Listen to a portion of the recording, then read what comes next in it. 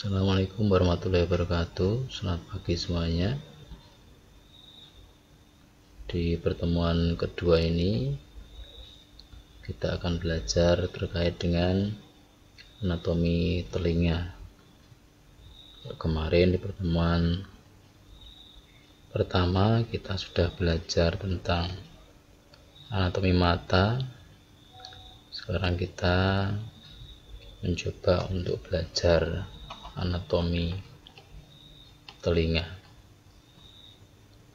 Baik, untuk tujuannya yaitu nanti diharapkan semua mahasiswa mampu memahami, mengerti tentang indera pendengaran.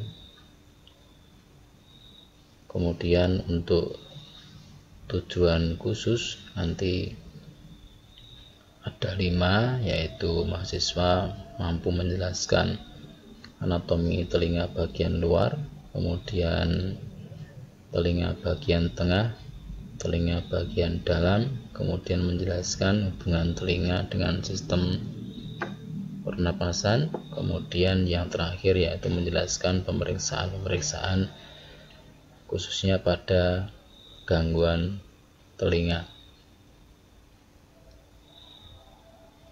Di sini terdapat sekitar 18 slide.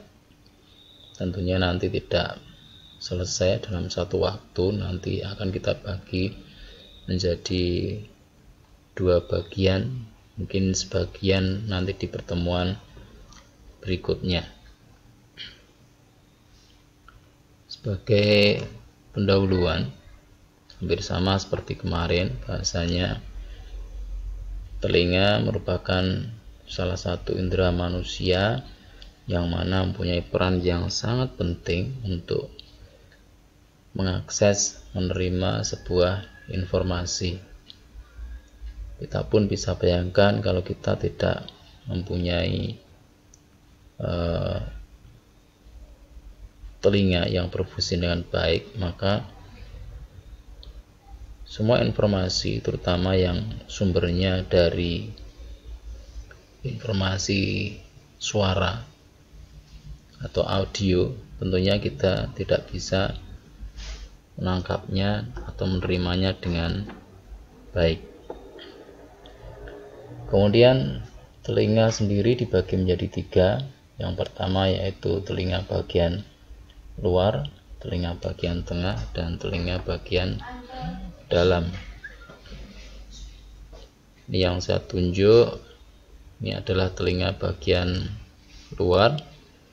Kemudian yang ini, yang di panah ini adalah telinga bagian tengah, dan yang terakhir ini adalah telinga bagian dalam.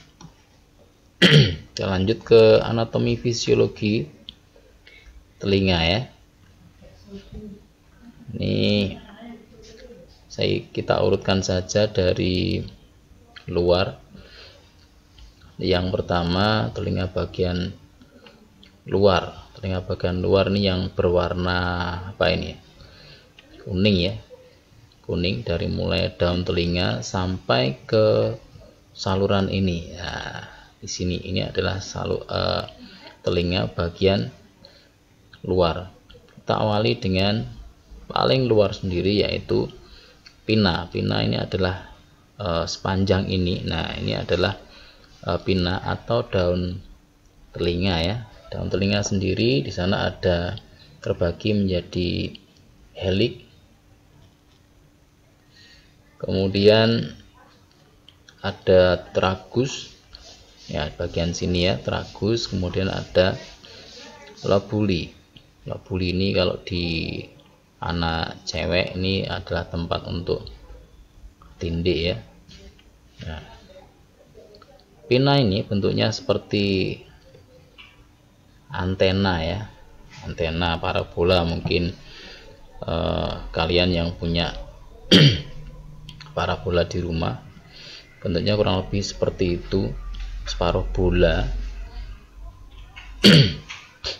Jadi memang fungsinya kalau di antena itu menerima sebuah sinyal atau frekuensi untuk siaran televisi Nah, di telinga ini sama sebenarnya fungsinya untuk menerima frekuensi, cuma yang ditangkap adalah frekuensi suara. Ya, frekuensi suara.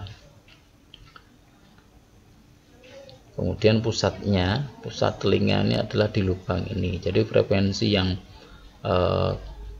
ada ditangkap dan dikumpulkan oleh daun telinga dikumpulkan menuju ke saluran pendengaran ini. Kemudian masuk ke saluran pendengaran. Saluran pendengaran ini terbentang mulai dari luar ini yang di sini sampai ke depan membran timpani ini. Di saluran pendengaran ini ditumbuhi rambut-rambut halus. Mungkin kalau kita sekilas melihat mungkin tidak ada atau tidak kelihatan gitu ya. Tapi sebenarnya di dalamnya terdapat atau ditumbuhi bulu-bulu atau rambut-rambut halus. Selain itu, di saluran pendengaran ini juga ada kelenjar lilin. Jadi kelenjar lilin ini fungsinya memproduksi serumen. Namanya kelenjar lilin ini memproduksi serumen ya, serumen. Rambut halus tadi dengan serumen ini mempunyai fungsi secara umum adalah melindungi telinga ya, melindungi telinga dari benda asing yang masuk ke dalam telinga. Jadi kalau misalnya ada serangga yang masuk ke dalam telinga, sebelum dia masuk dan merusak di bagian telinga bagian tengah ini ataupun ya membran timpani ini, maka dia akan dihalangi ya, dijebak oleh serumen tadi dan rambut-rambut halus tadi. Jadi serumen itu seperti apa sih lah? Serumen itu adalah kalau misalnya kita membersihkan telinga dengan cotton bud, jadi berwarna coklat dan biasanya dia semi padat, jadi tidak cair, tidak padat. Nah, ini seperti lumpur. Jadi ketika ada serangga yang masuk ke sana, maka dia akan terjebak di saluran ini ya, sebelum dia merusak di bagian tengahnya. Baik, sebelum masuk ke telinga bagian tengah, jadi yang saya katakan tadi membran timpani yang berbentuk seperti simbal nih ya, simbal drum. Kalau yang suka musik mungkin tahu ya, simbal drum ini ada dua referensi ya, yang berbeda. Saya pernah baca itu, ada yang menganggap atau yang mengeklaim bahasanya membran timpani masuk menjadi bagian telinga bagian luar. Ada satu buku, satu referensi yang menyebutkan bahasanya membran timpani ini masuk menjadi bagian telinga bagian tengah. Namun kita sepakati saja membran timpani ini kita sepakati masuk menjadi bagian telinga tengah ya. Oke, ini adalah tadi yang saya jelaskan di awal tadi terkait dengan kanalis auditorius eksternal atau saluran pendengaran tadi. Oke, kita lanjut di telinga bagian tengah. Telinga bagian tengah ini kalau areanya adalah di sini.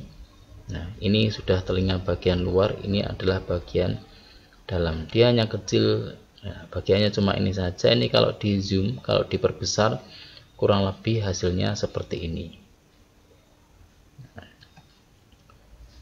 Di telinga bagian tengah ini terbagi menjadi 4 bagian ya, 4 bagian. Yang pertama adalah membran timpani. Membran timpani ini adalah yang seperti ini. Ya, saya katakan tadi seperti simbol drum tadi, atau monggo lah, dengan bisa menyebut dengan seperti apa. Ada yang menyebutkan seperti mangkuk, ada yang seperti piring, ada yang seperti corong. Nah, ini mempunyai fungsi, ini sangat tipis dan dia berfungsi menangkap frekuensi suara yang disalurkan oleh saluran pendengaran tadi ya, atau kanalis auditorius eksternal tadi. Jadi setelah frekuensi suara dikumpulkan oleh daun telinga, masuk ke saluran pendengaran, kemudian diteruskan ke membran timpani ini. Sekali lagi, membran timpani ini sangat sensitif terhadap frekuensi suara.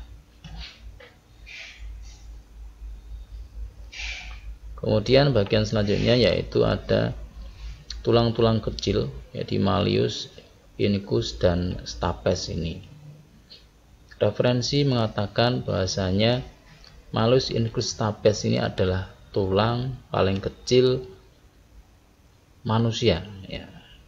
Jadi tulang-tulang manusia itu yang paling terkecil adalah tulang-tulang ini.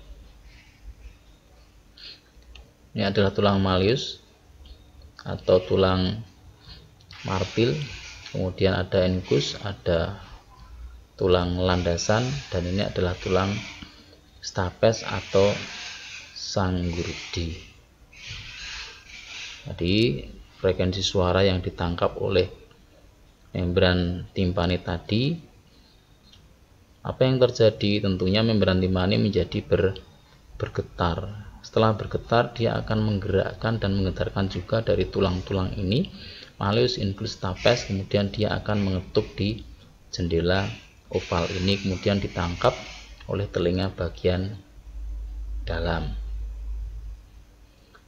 Oke, tulang-tulang ini, malleus, incus, stapes ini, referensi mengatakan ini seperti melayang, namun sebenarnya bukan seperti itu. Dia ditopang oleh ligamen-ligamen ini yang menopang tulang-tulang tadi, sehingga dia tetap stabil berada di posisinya. Ini seperti ligamen ini lentur ya, seperti shock motor itu. Kita bisa bayangkan kalau ini tidak elastis, apa yang terjadi? Tentunya tidak akan berfungsi dengan baik. Tulang-tulang ini pun tidak akan mampu bergetar dan tidak mampu menghantarkan dengan baik frekuensi suara yang ditangkap oleh membran timpani ini ke telinga bagian dalam. Kemudian di sini ada saluran yang namanya adalah saluran Eustachius yang menghubungkan antara telinga tengah, rongga telinga tengah ini dengan sistem pernapasan. Namun ini bukan apa istilahnya, bukan organ inti dari pernapasan. Ini saya karena memang berhubungan, jadi hubungannya antara sistem pendengaran dan sistem pernapasan ya di sini. Oke ya, saya kira itu dulu, kita sampai ke telinga tengah dulu. Nanti selebihnya kita lanjutkan di pertemuan berikutnya. Saya kira itu saja, mudah-mudahan bisa memberikan sebuah informasi kepada semua mahasiswa. Selamat belajar. Saya akhiri. Assalamualaikum warahmatullahi wabarakatuh.